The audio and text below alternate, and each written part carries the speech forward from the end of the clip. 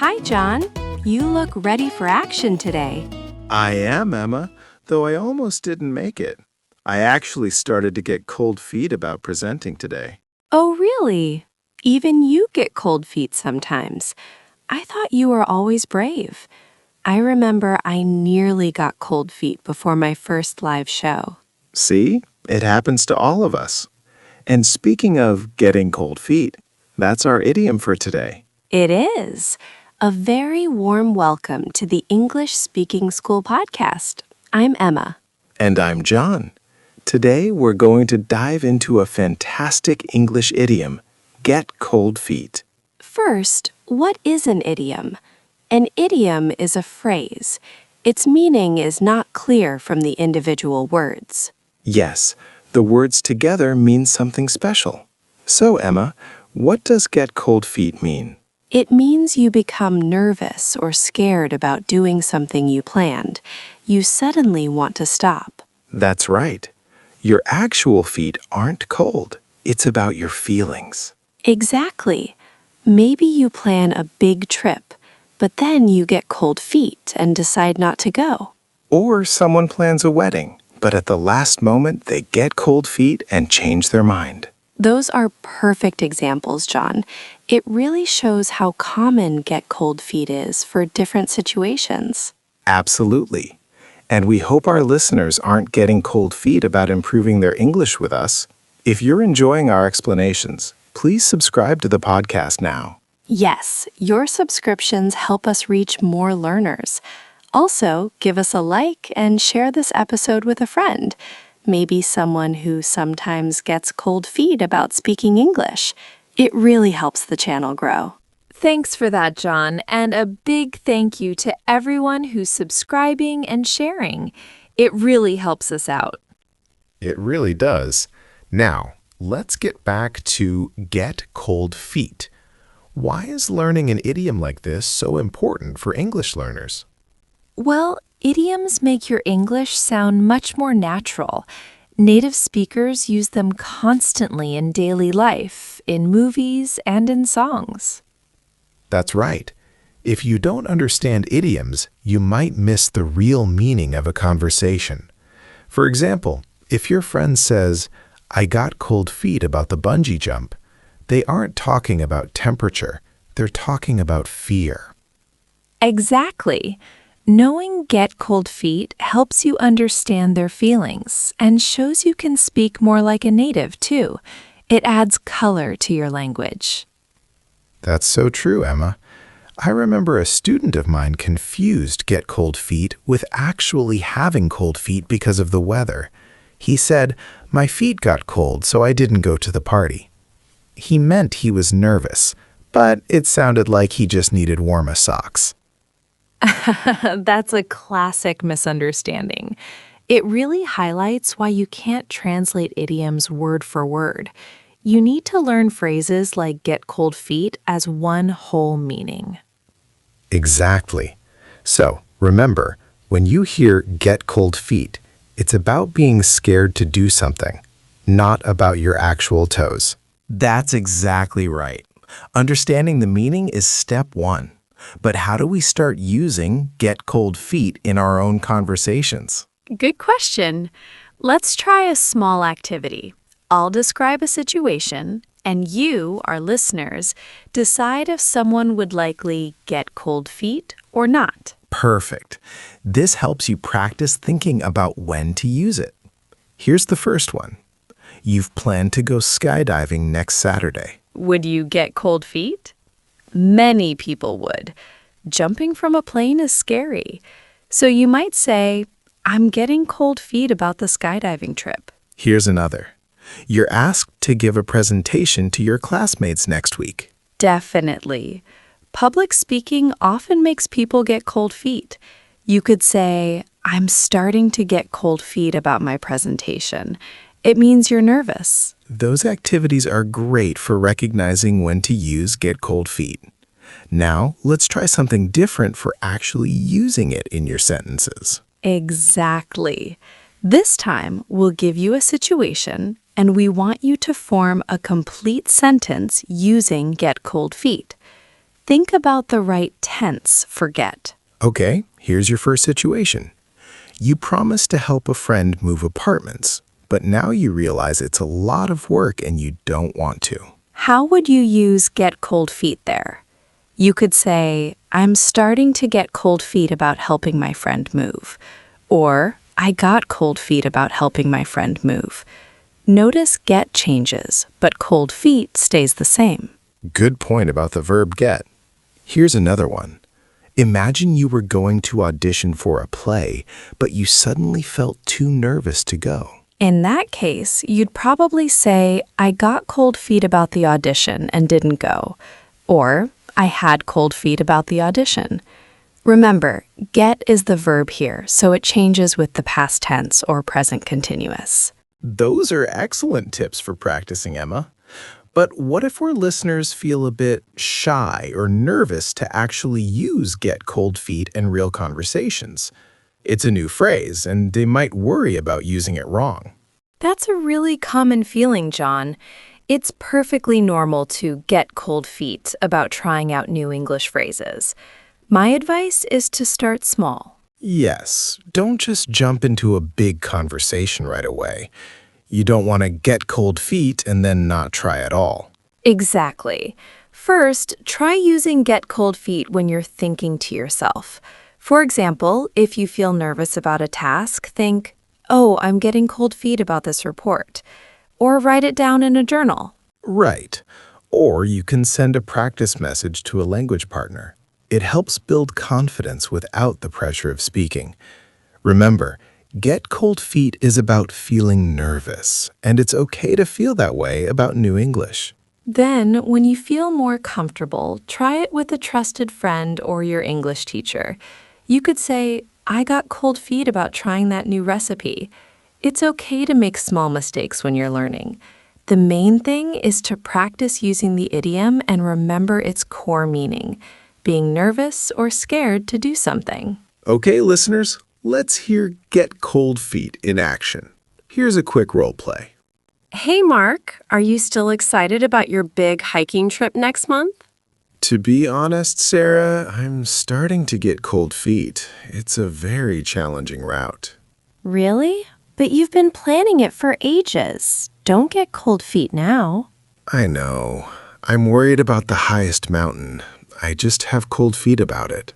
You'll be fine. Just remember your training. Don't let your cold feet win.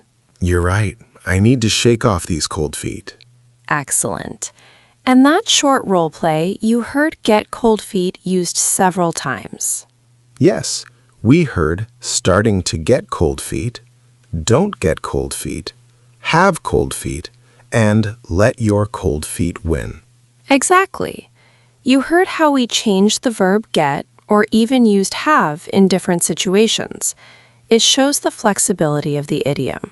First, starting to get cold feet means the feeling of nervousness is beginning.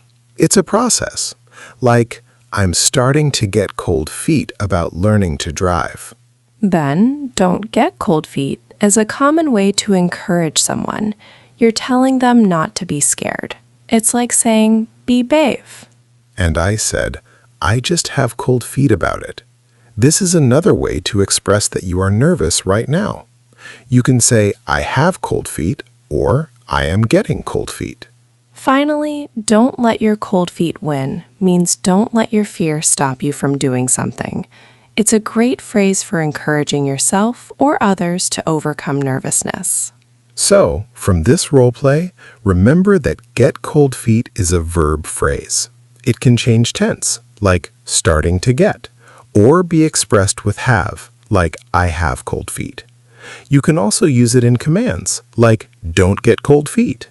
Okay, listeners, let's hear get cold feet in action. Here's a quick role play. Hey, Mark, are you still excited about your big hiking trip next month? To be honest, Sarah, I'm starting to get cold feet. It's a very challenging route. Really? But you've been planning it for ages. Don't get cold feet now. I know. I'm worried about the highest mountain. I just have cold feet about it. You'll be fine. Just remember your training. Don't let your cold feet win. You're right. I need to shake off these cold feet. Excellent.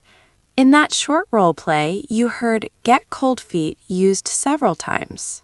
Yes, we heard starting to get cold feet, don't get cold feet, have cold feet, and let your cold feet win. Exactly. You heard how we changed the verb get or even used have in different situations. It shows the flexibility of the idiom. First, starting to get cold feet means the feeling of nervousness is beginning. It's a process. Like, I'm starting to get cold feet about learning to drive.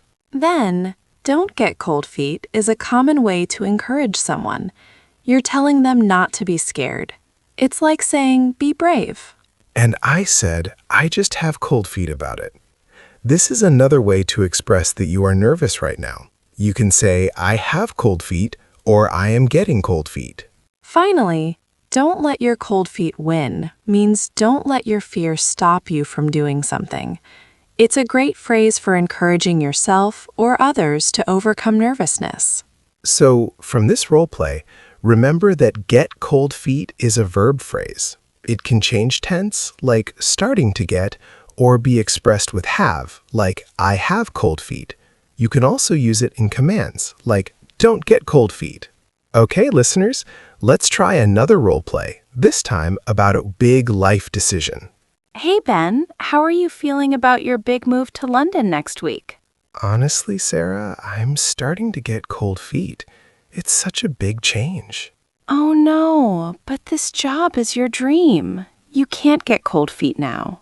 I know, but I just have cold feet about leaving all my friends and family here. It's natural to feel nervous, but think of all the new adventures.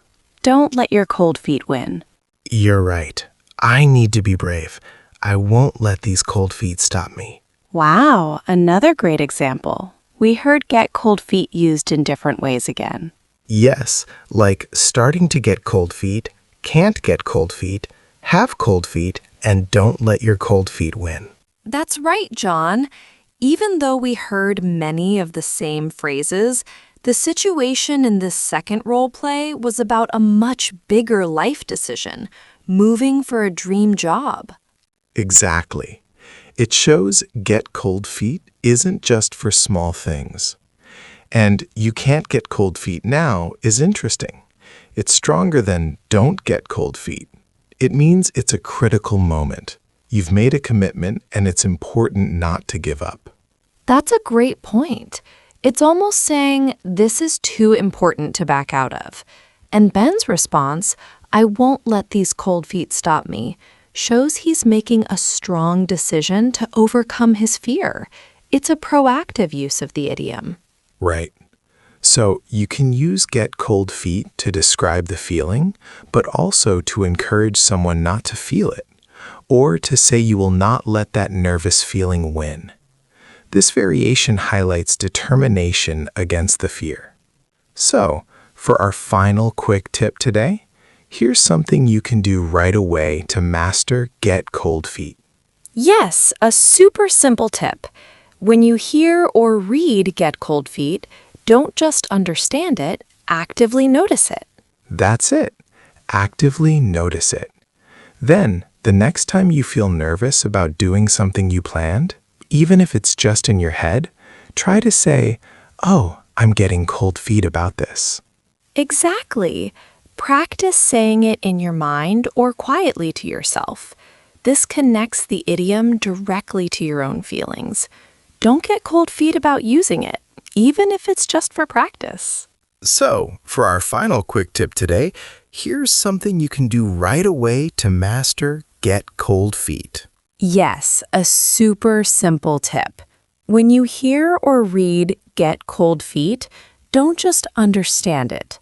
Actively notice it. That's it. Actively notice it. Then, the next time you feel nervous about doing something you planned, even if it's just in your head, try to say, oh, I'm getting cold feet about this. Exactly. Practice saying it in your mind or quietly to yourself. This connects the idiom directly to your own feelings. Don't get cold feet about using it, even if it's just for practice. And that brings us to the end of today's episode. Let's quickly summarize the 3 most important things to remember about get cold feet. First, get cold feet means you become nervous or scared about doing something you had planned. It's not about the temperature of your actual feet.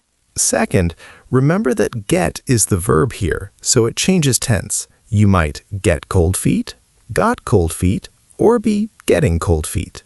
You can also say you have cold feet. And third, you can use this idiom to describe your own nervousness, encourage someone else not to be scared with phrases like don't get cold feet, or even show determination to overcome your fear, such as I won't let my cold feet win. Now for your quick challenge today. The next time you feel a bit nervous about something you need to do, big or small, pause for a moment. Silently, or if you're feeling brave, out loud, complete this sentence. I'm starting to get cold feet about, and describe what you're nervous about. Yes, connect the idiom to your real feelings. Thank you for joining us on the English Speaking School podcast. We hope you feel more confident using get cold feet in your English conversations. Keep practicing and don't get cold feet about trying out new English. We'll be back soon with more idioms and tips. Until next time, happy learning. Bye for now.